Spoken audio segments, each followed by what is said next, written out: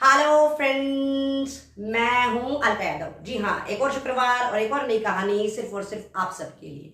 और आज की कहानी का नाम है राम से बड़ा राम का नाम। बात उस समय की है जब श्री रामचंद्र जी ने अपना राज्य संभाल लिया था। एक दिन क्या हुआ कि हनुमान जी श्री रामचंद्र जी की सेवा में इतने लीन हो गए थे कि गुरु वशिष्ठ के आने का उनको पता ही नहीं चला।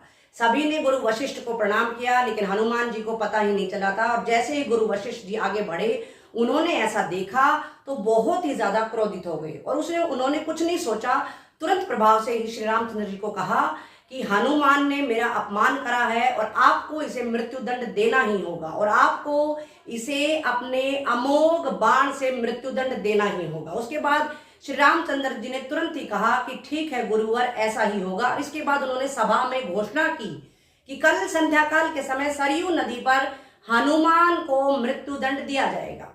उसके बाद हनुमान जी अपने घर पे आ जाते हैं और जैसे वो घर पहुंचते हैं, माता अंजनी ने हनुमान जी को देखा कि वो बहुत ही ज्यादा उदास है, परेशान है। माता अंजनी के पूछने पर हनुमान जी ने बताया कि उनसे जो एक अनजाने में गलती हुई है और उसके बाद जो सारी घटना हुई थी वो उन्होंने अपनी माँ को बता दी। उसके बाद उनकी माँ के मन में दो ख्याल आने लगे। पहला ख्याल आने लगा कि समस्त ब्रह्मांड में ऐसा कोई नहीं है जो हनुमान को मार सके। वहीं दूसरी तरफ उनके मन में एक ख्याल आने लगा कि श्री रामचंद्र जी का जो अमोघ बाण है उससे भी आज तक कोई नहीं बच पाया है।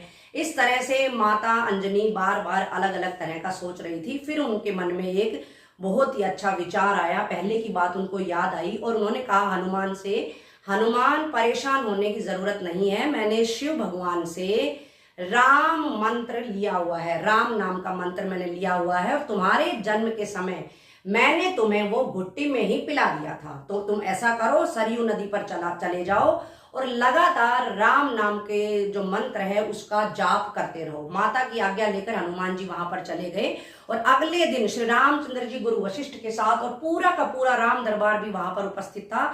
सरयू नदी पर सब संध्या काल में पहुंच चुके थे। उसके बाद हनुमान जी वहां पर राम राम राम राम का रट लगाए हुए थे। श्री राम ने उन पर अपना अमोघ बाण चलाया, लेकिन उन पर कोई असर नहीं हुआ। उसके बाद श्री रामचंद्र जी बार बार उन पर बाण चला रहे थे, लेकिन उन पर कोई असर नहीं हो रहा था।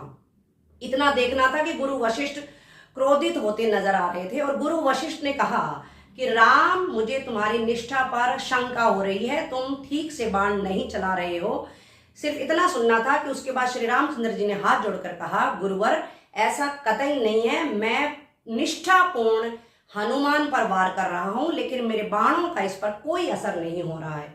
उसके बाद गुरुवर के पूछने पर श्री रामचंद्र जी ने बताया कि हनुमान लगातार राम नाम का मंत्र है उसका लगातार जाप करे जा रहा है, लगातार राम नाम को वो रटे जा रहा है और इस वजह से मेरा जो बाण है उस पर कोई असर करता हुआ नहीं दिखाई दे रहा है और आगे भी मेरा बाण इस पर कोई असर नहीं करेगा। इस तरह से उस जो माहौल था, वहां की हालात देखकर और राम की बात सुनकर गुरु वशिष्ठ को ये समझ आ चुका था कि राम नाम की महत्ता क्या है। उसके बाद गुरु वशिष्ठ ने श्री राम को कहा कि अब मैं तुम्हारे पास नहीं रहूंगा, मुझे समझ आ चुका है कि राम से बड़ा राम का नाम है।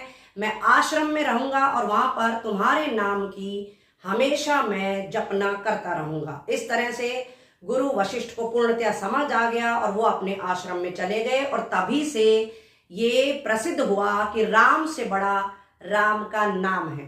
तो देखा दोस्तों, इस कहानी के माध्यम से मैं भी सिर्फ यही बताना चाहूंगी कि जो कोई भी राम का नाम जपेगा, उसका मनन करेगा, उसको लिखेगा, बार बार राम के नाम को याद करेगा, उसको इस जीवन में किसी भी तरह की समस्या का समाधान आसानी से मिल जाएगा। जीवन में समस्याएं तो आती रहेंगी, लेकिन उसके लिए हमें किसी न किसी सहारे की आवश्यकता है।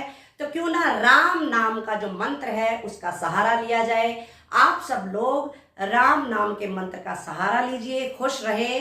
और अभी कुछ दिनों में ही दिवाली आने वाली है। आज इस कहानी और इस वीडियो के माध्यम से ही मैं भारत देश के सभी लोगों को, चाहे वो भारत में रह रहे हैं चाहे भारत के बाहर रह रहे हैं, सभी को दिवाली की बहुत बहुत शुभकामनाएं देना चाहती हूं। आप सबको दिवाली की बहुत बहुत शुभकामनाएं।